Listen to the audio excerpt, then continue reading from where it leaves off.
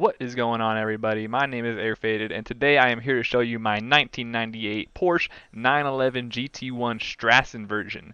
This is by far one of the most underrated drag cars that I've found in this game so far. It's new to Forza Horizon 5, I believe, and yeah, I saw this thing in the Forzathon shop this week. I decided to take those free 1,000 Forzathon points that Playground Games gave us and try tuning it up, and I was very surprised to see how fast and how lightweight this thing is. This thing can legitimately compete with the rear-wheel drive Supras, RTRs if they're rear-wheel drive. Some of the fastest drag cars in this game, this thing can at least compete with, if not beat. It's really, really underrated. So let's just hop right into the build here and show you guys how to make it. Alright, so hopping on in here to conversion, there's actually nothing we're going to be touching on this screen. The only option is to all-wheel drive swap it, which I am sure that this car would be another level of nasty if you did all-wheel drive swap it, but I like to keep the stock drivetrains in most of the cars that I tune, so we're going to be leaving it rear-wheel drive. Nothing to change on aero and appearance. The car's already got a pretty fat spoiler in the back, so you cannot remove it. And then coming over to tire compound, obviously we have drag tires, all the way skinny in the front, and then all the way fat in the rear with 355s. Front and rear track width, both fully upgraded. And then for the wheels, you can go with whatever you would like. I decided to leave the stock Porsche rims on it, and just because, I don't know, it just kind of fits the car. It looks pretty iconic. It's a very legendary, historic car, so just decided to leave the wheels that came on it. So hopping over to drivetrain, we have the race clutch, the race transmission, the race driveline, and the drift differential, which allows you to shift just a little bit faster than the race differential. Springs and dampening, we have the Rally springs, and then we have full race weight reduction. And then in the engine, we have not too many upgrades for the stock engine here, but you will be fully upgrading it. I skipped over camshafts, but yeah, everything from the intake to the twin turbos, you will be fully upgrading, and that'll leave you at 1,194 horsepower, basically 1,200 horsepower, and basically 2,000 pounds, which is a very, very crazy ratio. That race weight reduction really does some numbers for the car, moving 600 pounds. So yeah, that's really the secret behind its quickness, is just the fact that it is so light and it's making 1,200 pounds with a Porsche engine, which are pretty OP in this game usually. So that is the build for you guys. Let's take this thing to the track and show you the tune.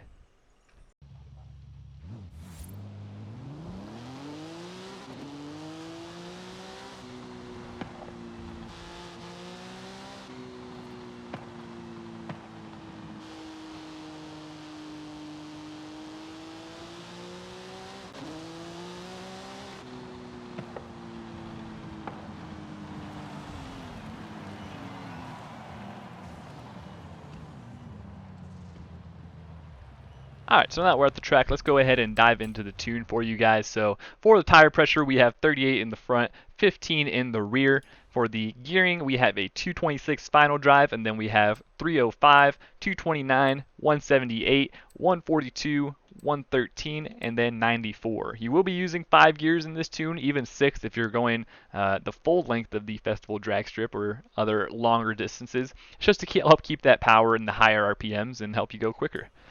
For the alignment, we have zeros all across the board, and then 7 for the front caster. For the anti-roll bars, we have 65 and 65 in the front and rear. The springs, we have all the way soft in the front and 395 in the rear, as well as maxed out ride height. For the damping, we have front rebound stiffness at 1, and then rear rebound stiffness at 2. And then for the bump stiffness, we have 20 for the front and the rear. Nothing to change on the aero screen or the brake screen.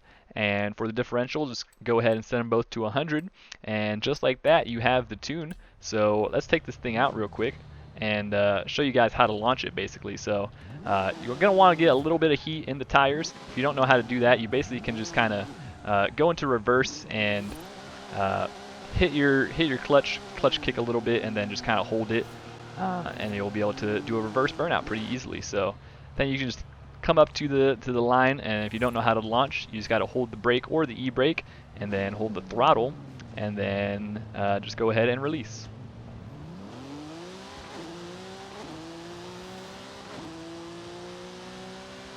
And so there you can see some somewhat shorter gears going across at 215 on the speed trap. Actually, at the end of this, at the end of the drag strip, you are still in 5th gear. So 6th gear will hold up if you're doing some highway racing or things like that.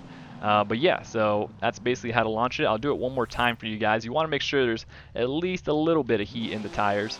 You can come up and kind of launch it with cold tires. It will sometimes spin, but yeah, it's just get a little bit of heat in the tires and you're pretty much good. It'll even do a little bit of a wheelie sometimes. And see, that time it even spun a little bit in first, but the power stays there even if you're spinning in the top end of first, just because there's literally so much wheel spin that the tires can't handle it, but the car still ends up traveling pretty well. So you kind of found that as a feature almost in some of these games, or at least in this game, where basically, yeah, just it kind of cycles through the higher RPMs and makes you spin it, which kind of gives you a power boost. So we're gonna line it up for the quarter mile for you guys real quick here.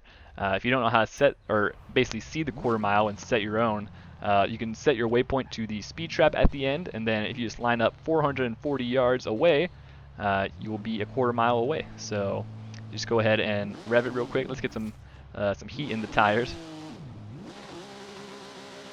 And so you can kind of do a janky reverse burnout like that, or do one more clean if you kind of mess with that the brake settings a little bit, but you can still end up doing it pretty well stock. So let's go ahead and launch this thing.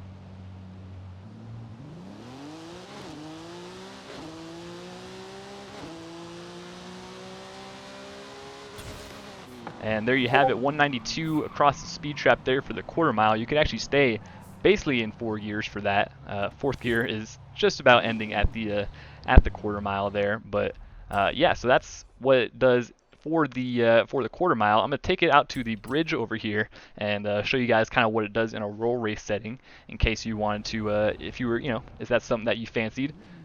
So basically, just kind of, you can actually launch it in 1st gear because 1st gear is so long. And yeah, so if we use that gutter as kind of an indicator, you can see when to go.